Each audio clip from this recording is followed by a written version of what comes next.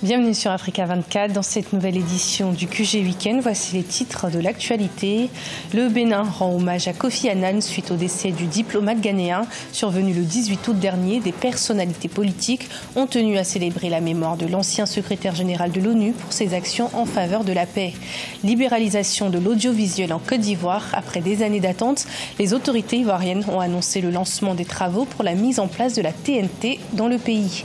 Et puis en fin d'édition, nous irons à la rencontre de l'artiste togolais Centrinos.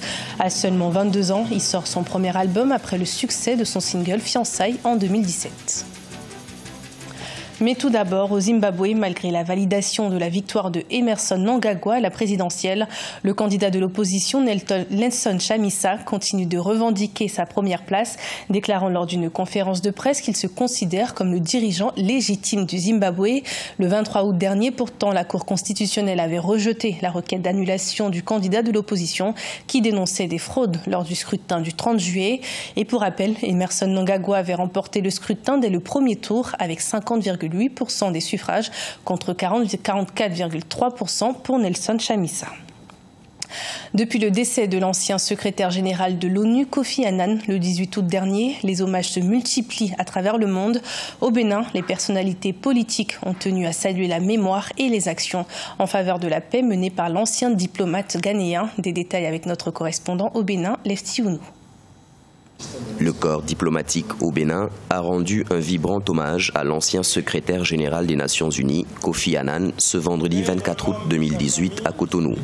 En effet, le décès du 7e secrétaire général des Nations Unies, le 18 août 2018, a engendré une multitude de réactions élogieuses de par le monde entier. Au Bénin, l'illustre disparu demeure un réformateur, un humaniste, un modèle pour la jeunesse au sein de l'institution. Il vivait le drapeau bleu comme une vocation. C'était consubstantiel de sa personne. Kofi Annan était le secrétaire général et des Français et des Américains, et des Hollandais et des Brésiliens, et des Béninois, pas beaucoup des Ghanéens, des Indiens, de tout le monde. Kofi Annan a reçu le prix Nobel de la paix en 2001. Ses actions ont fédéré avec succès les organisations de la société civile, les jeunes, les célébrités, les écrivains pour la paix et la justice en Afrique et dans le monde. À ce poste, il a réussi à faire beaucoup pour l'Afrique. Quand je parle de l'Afrique, je parle également du Bénin, bien entendu, et du monde. Parce que si au Bénin, il n'y a pas de guerre, si au Bénin, on arrive à s'entendre malgré les avatars du pays, cela veut dire que nous sommes déjà, sans le vouloir, des adeptes des idées de Kofi Annan. Feu Kofi Annan a œuvré pour l'amélioration de la condition de la femme à travers des postes de responsabilité au sein de l'institution. C'est sous son mandat qu'a été créé le poste de vice-secrétaire général de l'Organisation des Nations Unies pour la meilleure gestion de l'organisation. De nombreux experts estiment que l'ancien secrétaire général des Nations Unies est le symbole de toutes les idéologies que défend l'organisation universelle. Et toujours au Bénin, nous allons à la découverte de l'entreprise Asafma qui fabrique localement des machines agricoles et agroalimentaires. Fondée par Yakubu Togoro Yoru, un ingénieur de formation, la start-up a aussi permis la création d'une dizaine d'emplois depuis son ouverture en 2013. Voyons ce reportage de notre correspondant Lefty Ounou. Yakubu Togoro Yoru innove à travers la fabrication de machines agricoles et agroalimentaires au Bénin. Ingénieur natif de la commune de Dali au nord du pays, il a fabriqué plusieurs machines agroalimentaires et agricoles, dont la décortiqueuse vanneuse de noix de karité et d'arachide motorisée. Son entreprise dénommée Asfama a été créée en 2013 et est basée à Parakou. Entre-temps, nos mamans, ils prenaient beaucoup de la peine pour décortiquer ce noix de karité. Vous voyez, c'est qu'il faut, quand il est temps de le faire même, c'est-à-dire qu'il faut solliciter un grand monde avant de retrouver ces résultats. Aujourd'hui, maintenant, avec cette machine qui a été mise en place, en une heure, vous faites 800 kilos.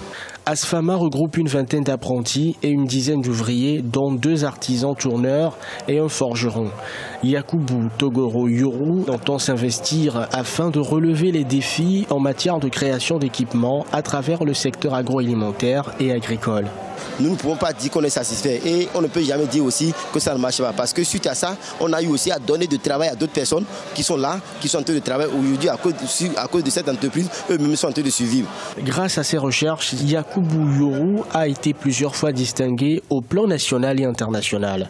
En 2014, il a remporté le prix au Salon national des artisans. En 2015, le prix d'encouragement au Salon international de l'artisanat de Ouagadougou, Siao. En 2017, le trophée des innovations et en 2018, le prix meilleur innovateur à la soirée des Oscars des élites. En Zambie, les négociations avec le FMI pour un accord de prêt de 1,3 milliard de dollars ont été suspendues. En cause, le taux d'endettement du pays. Le Fonds monétaire international estimant qu'un prêt risque d'aggraver la situation d'endettement de la Zambie. À noter que le pays a relevé ses prévisions de 2018 concernant le déficit budgétaire à 7,8% du produit intérieur brut contre une estimation initiale de 6,1%. Annoncée depuis plusieurs années, la libéralisation du secteur audiovisuel en Côte d'Ivoire serait imminente. En effet, des travaux de construction de la télévision numérique terrestre, la TNT, qui permettra la diffusion gratuite des chaînes, ont été lancés pour un montant total de 22 milliards de francs CFA. Des explications dans ce reportage de notre correspondant Olive Adjakotan. En Côte d'Ivoire, le ministre de la Communication et porte-parole du gouvernement, Sidi Touré, a lancé ce 8 août 2018 les travaux de construction de la télévision numérique terrestre. Ce processus coûtera 22 milliards de francs CFA. La capitale économique, Abidjan, sera la première desservie par la télévision numérique terrestre d'ici la fin 2018. Mon service de communication, donc dirigé par Josiane, est à pied d'œuvre. Ils ont déjà des plans qui sont sortis, des plans de communication. Ils vont aller à travers tout le pays avec des caravanes, à rencontrer les populations, leur expliquer qu'est-ce que c'est que la TNT, comment faire pour recevoir la TNT. Ce programme est déjà prêt. Cette télévision se sont déjà enregistrées pour expérimenter ce nouveau processus de diffusion numérique. Il s'agit de 4 médias privés et 3 du service public. Leur diffusion à travers la télévision numérique terrestre va matérialiser la libéralisation de l'espace audiovisuel en Côte d'Ivoire. Je pense que la concurrence stimule les différents projets et c'est grâce à nos différents compétiteurs que nous saurons nous proposer le meilleur produit aux Ivoiriens et au paysage audiovisuel en général. L'accès aux chaînes grâce à la télévision numérique terrestre sera gratuit en Côte d'Ivoire. En rappel, ce procédé est une évolution technique dans la télédiffusion car il favorise une meilleure qualité d'image et de son. De la musique à présent, avec l'artiste togolais Centrinos, à seulement 22 ans. Il sort son premier opus après son single Fiançailles, paru en 2017, et qui avait été bien accueilli par le public. Son portrait avec notre correspondante au Togo, Emefa Kofi. C'est dans ce studio que l'artiste musicien Centrinos Raphaël enregistre ses mélodies. De son vrai nom, Hounou Atassé El Pidio, Centrinos Raphaël s'est révélé au grand public à travers sa chanson titrée Fiançailles, sortie en juillet 2017 et grâce à laquelle il remporte en février 2018 le meilleur tube de l'année à la soirée de récompense des Heroes 228. Le 28 juillet de la même année, l'artiste musicien et compositeur, du haut de ses 22 ans, sort son premier album de 18 titres. J'étais rentré d'un tournage de ton numéro que j'ai pas sorti. Quand je suis rentré, j'ai dit mais quel son je peux encore lancer. En même temps, j'étais en couple avec une meuf et je suis un artiste. Ce que je ressens, je suis censé l'écrire. Donc c'était très très sérieux. Du coup, j'ai composé le titre Fiançailles et voilà. Sans elle, je ne crois plus faire un pas en avance. Diplômé d'une licence en marketing et communication, l'artiste Centrinos Raphaël signe avec Monza Group pour booster sa carrière musicale. Il chante l'amour et s'inspire des faits de société. C'est un jeune qui a décidé de chanter des thèmes, il n'a pas voulu être dans la vulgarité. Quand j'ai vu le clip Fiançailles, c'est un clip que j'ai beaucoup aimé de par son originalité. J'ai vu un jeune qui avait une très belle voix et qui avait de très bons textes en français comme en évi. C'est en 2012 que remontent les premiers pas de l'artiste sur la scène musicale, marqué en 2014 par un premier single titré Ton numéro. L'étoile montante du R&B togolais ambitionne devenir une icône de la musique africaine. Ce journal a été préparé par l'ensemble de la rédaction. Merci de votre fidélité. Retrouvez dans un instant une nouvelle édition de l'information sur Africa 24.